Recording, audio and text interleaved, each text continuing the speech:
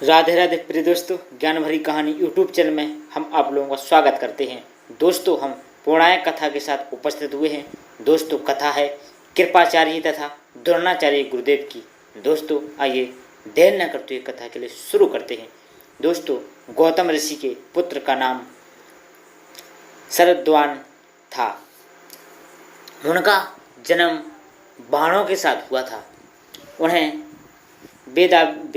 वेदाभ्यास में जरा भी रुचि नहीं थी प्रिय दोस्तों, और धनुर्विद्या से उन्हें अधिक लगाव था। वे धनुर्विद्या में इतने निपुण हो गए कि देवराज इंद्र उनसे भयभीत रहने लगे। प्रिय दोस्तों, इंद्र ने उन्हें साधना से डिगाने के लिए नामपदी नामक एक देवकन्या को उसके पास भेज दिया। प्रिय दोस्तों, उस देवकन्या के सौंदर्य के प्रभाव से कृप नामक बालक उत्पन्न हुआ और दूसरे भाग से कृपी नामक कन्या उत्पन्न हुई। प्रिय दोस्तों, कृप की धनुर्विद्या में अपने पिता के समान ही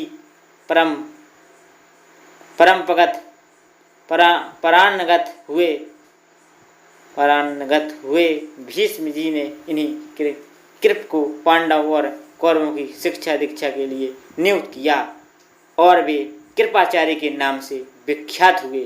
प्रिय दोस्तों, कृपाचार्य के द्वारा पांडवों तथा कौरवों की प्रारंभिक शिक्षा समाप्त होने के पश्चात अस्त्र की विशेष शिक्षा के लिए भीष्म जी ने द्रोण नामक आचार्य को नियुक्त किया। द्रोण के साथ प्रसिद्ध नामक राजा के पुत्र द्रुपद भी शिक्षा प्राप्त कर रहे थे। प्रिय दोस्तों, तथा दोनों में प्रगाढ़ मैत्री हो गई।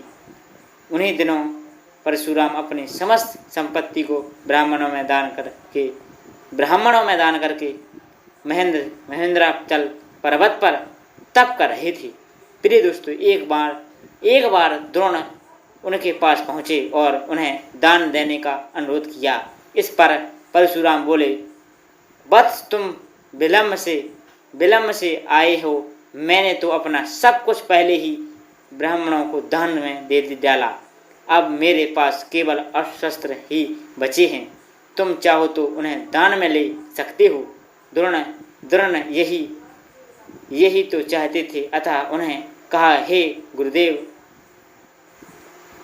आपके अस्त्र प्राप्त करके मुझे अत्यधिक प्रसन्नता होगी, किंतु आपको मुझे इन अस्त्रों की शिक्षा दीक्षा देनी होगी तथा विधि विधान भी बतानी होगी। प्रिय दोस्तों, इस प्रकार परशुराम के शिष्य बन गए द्रोणाचार्य। द्रोण अस्त्र शस्त्र आदि सहित समस्त विद्याओं के पूर्व ज्ञाता हो गए। प्रिय दोस्तों, शिक्षा प्राप्त करने के पश्चात द्रोण का विवाह कृपाचार्य की बहन कृपी के साथ हो गया। कृपी से उनका एक पुत्र हुआ।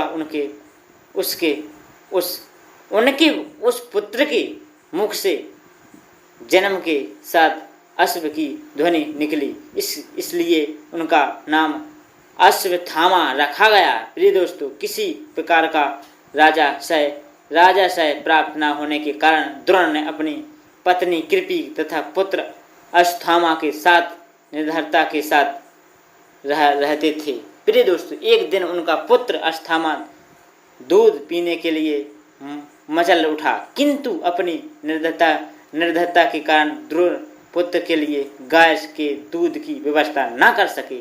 दोस्तों, अकस्मात उन्हें अपने बाल्यकाल के मित्र राजा द्रुपद का श्रवण हो आया, जो कि पांचाल देश के नरेश बन चुके थे। प्रिय दोस्तों, द्रोण ने द्रुपद के पास जाकर कहा, मित्र, मैं तुम्हारा सहपाठी रह चुका हूँ। मुझे दूध के लिए एक गाय की आवश्यकता है। प्रिय दोस्तों, और तुमसे सहायता प्राप्त करने की अभिलाषा लेकर आया हूँ तुम्हारे पास। प्रिय दोस्तों, इस पर द्रुपद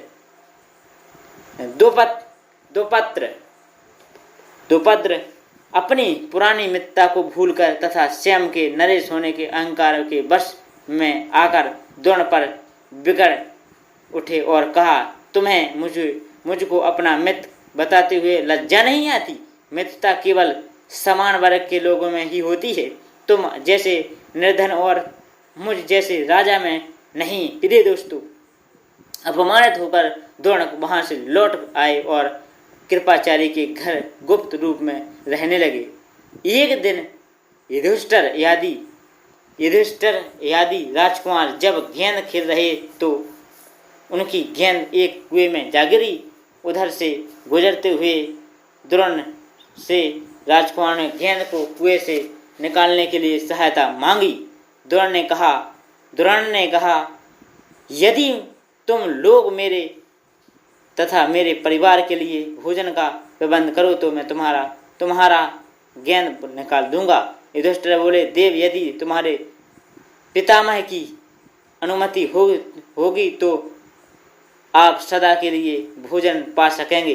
द्रोणाचार्य ने तत्काल एक मुट्ठी सीख लेकर उसे मंत्र से अभिमंत्रित किया और एक सीख से गेंद को छेदा, फिर दूसरी सीख से गेंद में फंसे सीख को छेदा।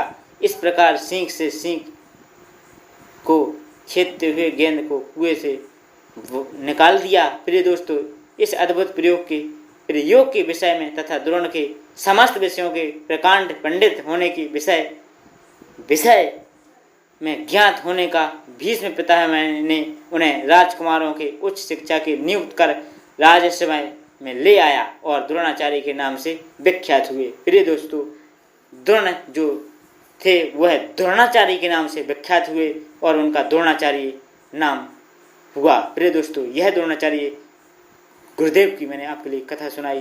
प्रिय दोस्तों, कथा अच्छी लगी हो तो कमेंट बॉक्स में लिखकर जरूर बताइएगा और चैनल पर नए आए हो चैनल को सब्सक्राइब जरूर करिएगा, क्योंकि हम अपने ही इस चैनल पर हर रोज़ एक नई कहानी लेकर आते हैं। प्रिय दोस्तों, इस कहानी को यहीं समाप्त करते हुए अगली कहानी में फिर मिलेंगे। तब तक के लिए आपके लिए और आपके परिवार के लिए जय सिया राम, जय जय सिया राम।